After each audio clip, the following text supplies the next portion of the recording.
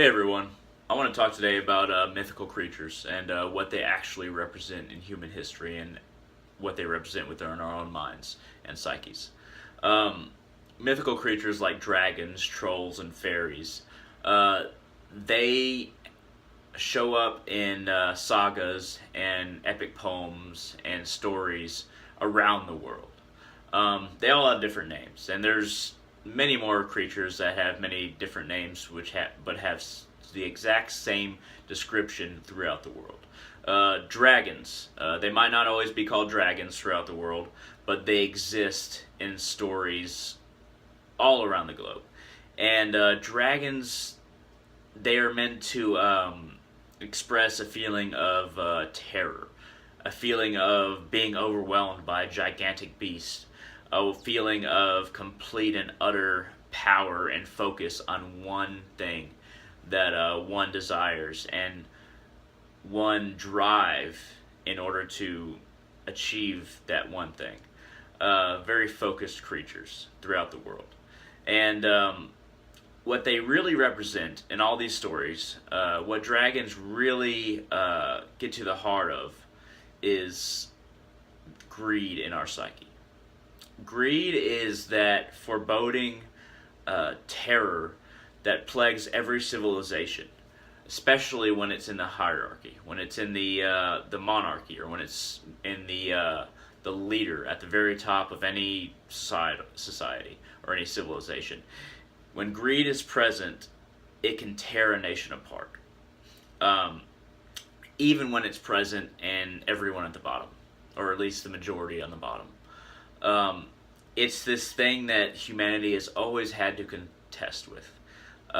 It's something that we may never overcome. The greed to acquire things, wealth, power for oneself, and just hoard it. Uh, the greed to exist above others and just sit there above others, not necessarily do anything with it. Greed is not about an overall goal or accomplishing a mission or conceiving and executing a plan. It's about hoarding something. And that has always been prevalent in human society, no matter what age we're talking about. That's what dragons represent. And we fear that within ourselves, and rightly so, because it's what can destroy society and what may destroy society. And when society breaks down, humans may not have a chance after that. We'll see. Society has broken down in the past during the Black Plague and things like that, and we've come back. But greed is probably the biggest danger that's not pathological, or as far as a literal weapon goes, like nuclear arms or anything like that. It's really just a part of the psyche of every human, and that's honestly that's more dangerous than any weapon or any pathogen. But anyway, if we go to another mystical creature, let's talk about fairies.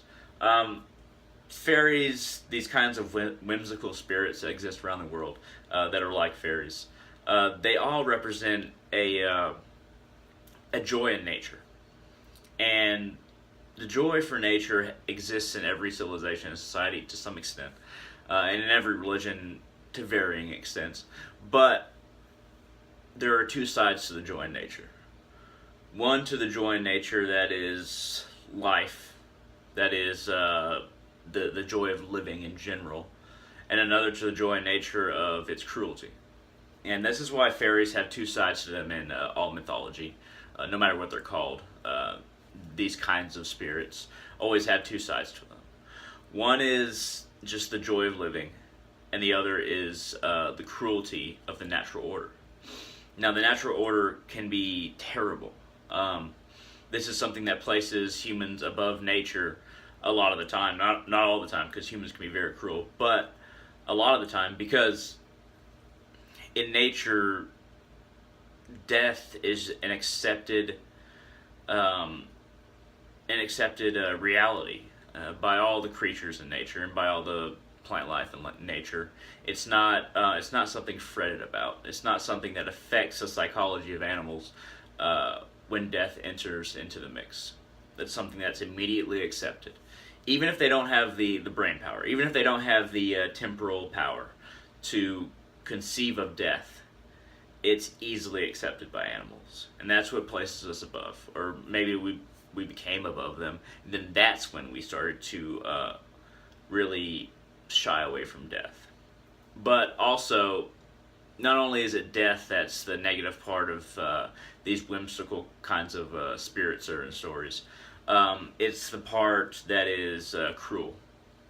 Dogs play with toys. I have 3 dogs, and they play with toys, rip them apart, try to tear out the squeaker. In the wild, they would try to tear apart an animal and tear out its throat. And they're just replicating that with their toys, basically. It's kind of unnerving to think about, but that's exactly what they're doing. They are playing with their food, and they are taking joy in playing with their food, and that's what they're replicating with the toys, and tearing them apart. Now they'd become very different dogs if I didn't feed them, if I didn't take care of them, if I didn't provide them with everything they needed. They'd be very different dogs, and they might try to tear out my throat. Probably wouldn't go very well, but that's what they try to do. And that part of nature, that cruelty, that playing with your food kind of attitude, that's also a part of the fairy spirits. That part of nature is also within us. We take a certain satisfaction when we get into a fight we don't have to be in. When we watch some kind of a sports match or a racing match, and somebody gets hurt or somebody crashes, we take a certain delight in that, even though it doesn't benefit us at all, and it doesn't benefit the competition at all. We take a certain delight in the cruelty. We take a certain delight in playing with our food. And it always comes down to that when it comes to enjoying cruelty. The